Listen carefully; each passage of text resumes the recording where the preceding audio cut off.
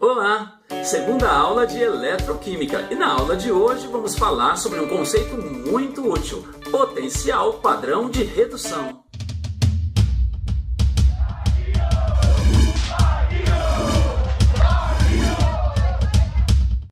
Em termos científicos, potencial é chance, é probabilidade de algo ocorrer.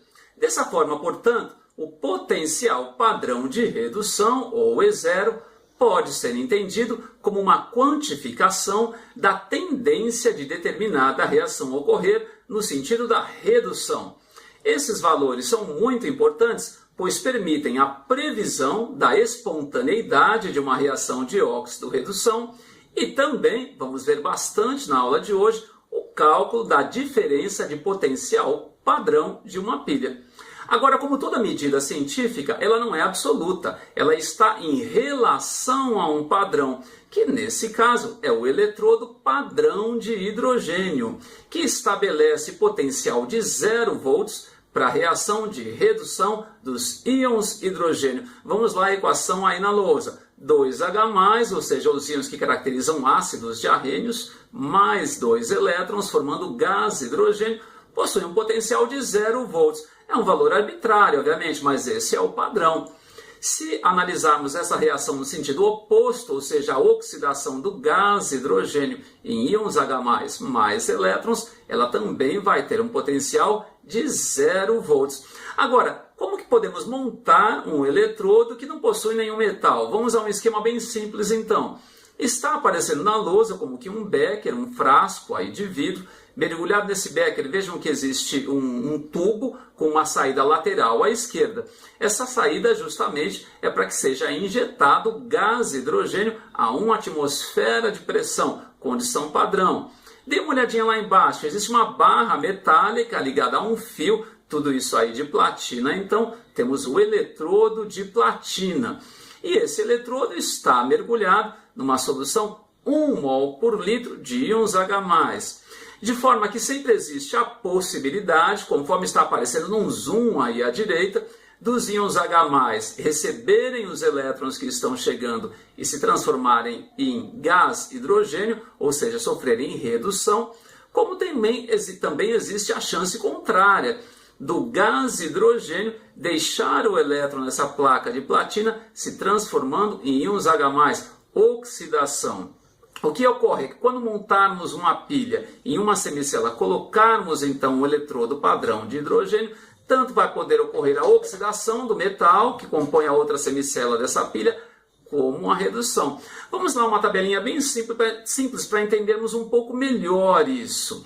Coloquei então aí na primeira coluna a equação de semi-reação e na segunda coluna os valores determinados de potenciais padrão de redução. Vamos começar pela reação que ocorreu na pilha de Daniel, a reação de redução dos íons cobre 2+, para cobre metálico, e que possui potencial de mais 0,34 volts. Ou seja, em relação ao eletrodo padrão de hidrogênio, os íons cobre 2+, possuem uma chance maior de se reduzirem. Então, se eu montar uma pilha cobre com o eletrodo padrão de hidrogênio, o cobre aqui vai se reduzir, e, obviamente, na outra semicela vai ocorrer a oxidação, então, do hidrogênio. Vamos ver a outra reação que ocorreu na pilha de Daniel, redução aí dos íons zinco, e que possui um potencial negativo, menos 0,76. Fica bastante claro agora, quando montarmos, então, a pilha de Daniel, o potencial de redução vai ser maior por o íon cobre 2+, portanto, o íon cobre 2+ se reduz. Com o zinco vai acontecer o oposto, portanto, não a redução, porque o potencial de redução é muito baixo, menos 0,76, mas sim o oposto da redução, a oxidação. Já vamos ver isso daí.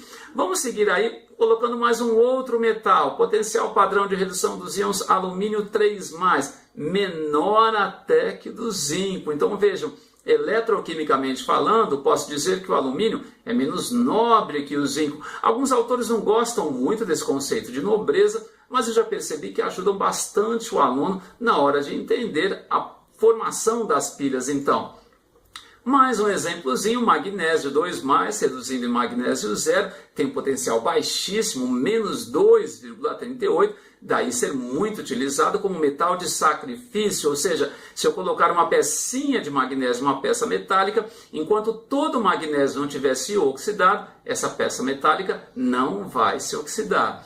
E finalmente coloquei aí um íon que possui um potencial padrão de redução maior até que o do cobre, ou seja, a prata a mais reduzindo em prata zero, um metal bastante nobre com um potencial de redução mais 0,80. Como é que vamos usar esses potenciais? Vamos então ao nosso primeiro exercício. Calcular a diferença de potencial padrão, ou ΔE0, para a pilha de Daniell. Dados, então, os potenciais padrão de redução do cobre 2+, e do zinco 2+. Vejam, o cobre 2+, possui um potencial padrão de redução 0,34 positivo, bem maior que o potencial padrão de redução do zinco 2+, que é de menos 0,76. Lembre-se, potencial é chance, é probabilidade, e a probabilidade de redução é muito maior para o cobre 2. O que ocorre, então, é que o cobre 2 se reduz conforme está sendo equacionado. Então, cobre 2+, mais 2 elétrons, não se esqueçam, formando o cobre 0, ou cobre metálico, com potencial de 0,34. Agora, se o cobre 2+ se reduziu, com o zinco vai acontecer o oposto da redução, então. Não a redução, e sim a oxidação, que mostra o zinco metálico, contrário do que foi fornecido aí nos dados, formando zinco 2+, mais 2 elétrons. E se a redução do zinco tinha potencial de menos 0,76, quando eu inverti, expressando então a oxidação do zinco, eu vou ter um potencial mais 0,76. Vamos somar essas semi-reações, então, para obtermos a equação global dessa pilha. Obviamente, os elétrons são cancelados e ficamos, então, com a equação global, cobre 2+, mais zinco metálico, formando cobre metálico mais íons zinco 2+. E a diferença de potencial, a DDP, a força eletromotriz da pilha, ou a voltagem, não é muito correto, mas a gente fala, obviamente, vai ser a soma desses potenciais. Então, mais 0,34, somando com mais 0,76, vou chegar ao valor, então, de 1,10 volts, que é a diferença de potencial que vai fornecer a pilha de Daniell se montada nas condições padrão, ou seja, 1 atmosfera, 25 graus e concentrações iniciais de íons iguais a 1 mol por litro. Vamos ao segundo exemplo da aula. Deduza a equação global e a diferença de potencial de uma pilha montada com os metais alumínio e magnésio de modo semelhante à pilha de Daniell. E aí estão os dados potenciais de redução. Al3+ para Al metálico, alumínio menos 1,68 volts, magnésio 2+ para magnésio metálico, menos 2,38 volts. Alguns alunos acham um pouco estranho os dois potenciais negativos, porém, obviamente, um deles é maior que o outro. No caso, o potencial de redução do alumínio, menos 1,68, é maior que menos 2,38. E com o alumínio, então, vai acontecer a redução. Vamos equacioná-la. Al3+, mais 3 elétrons, não se esqueçam, sempre ao lado do íon positivo você tem que colocar a quantidade adequada de elétrons, formando alumínio metálico, com potencial de menos 1,68. Com o magnésio vai acontecer o oposto, então, o dado está mostrando magnésio 2 para magnésio 0. Vamos inverter, fazer o contrário. Magnésio 0, ou seja, magnésio metálico, formando magnésio 2+, mais 2 elétrons. E se nós invertemos, o que era menos 2,38 se tornou mais 2,38. Vamos agora cancelar os elétrons, porém vejam, a semi-reação de cima mostra 3 elétrons e a de baixo 2. Vamos ter que balancear essas equações multiplicando a de cima por 2 e a de baixo por 3. Vamos lá. 2Al3+, mais 6 elétrons, formando 2 de alumínio. Porém, não mexemos no potencial de redução, uma vez que esse potencial mostra apenas a tendência de redução de determinado metal. Ele não tem a ver com proporção, não tem a ver com estequiometria. Cuidado, muitos alunos vão multiplicando, uma vez que estão acostumados a fazer isso com reações químicas completas, com equações completas, acompanhadas do seu ΔH. Nesse caso, então, isso não é feito. Vamos a de baixo. 3 de magnésio, formando 3 Mg2+, mais 6 elétrons. Novamente, não mexemos no potencial padrão de redução. Agora sim, cancelando os elétrons, obtemos a equação global pedida no exercício. 2Al3+, mais 3 Mg, magnésio metálico, formando 2Al, alumínio metálico, mais 3 Mg2+. E se somarmos os potenciais, menos 1,68 mais 2,38, vamos obter a diferença de potencial dessa pilha numa condição padrão, que é igual a 0,70 volts. Agora vejam, o exercício não pediu, mas para terminar a aula, vamos deduzir quem é o cátodo, quem é o ânodo e o sentido de fluxo de elétrons. Uma boa estratégia é começar identificando o eletrodo negativo, que é aquele onde ocorre a formação dos elétrons, ou seja, onde os elétrons aparecem como produto na semi-reação, e que no caso é o eletrodo de magnésio.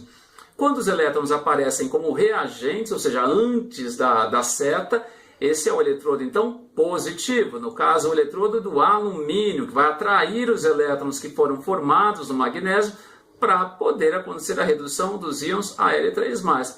Quem é o cátodo, então? É o eletrodo de alumínio, é o eletrodo positivo. É para lá que vão os cátions, sejam os cátions da ponte salina ou que vão atravessar pela membrana semipermeável, uma vez que os cátions Al3+, estão sendo reduzidos a alumínio zero e, portanto, faltam cátions nessa semicela para que ela tenha a neutralidade elétrica. Por outro lado, o ânodo vai ser o eletrodo de magnésio, a semicela de magnésio. Para lá é que vão os ânions, então, para neutralizar os cátions Mg2+, que estão sendo formados. E o sentido de fluxo de elétrons vai ser justamente do eletrodo de magnésio, que é o negativo, para o eletrodo de alumínio. Então é isso. A tarefa já está na descrição do vídeo, façam com muito cuidado e tendo alguma dúvida, deixem na descrição do vídeo também, ou melhor, na discussão do vídeo, que eu respondo assim que possível. Obrigado pela atenção e até a próxima aula. Tchau!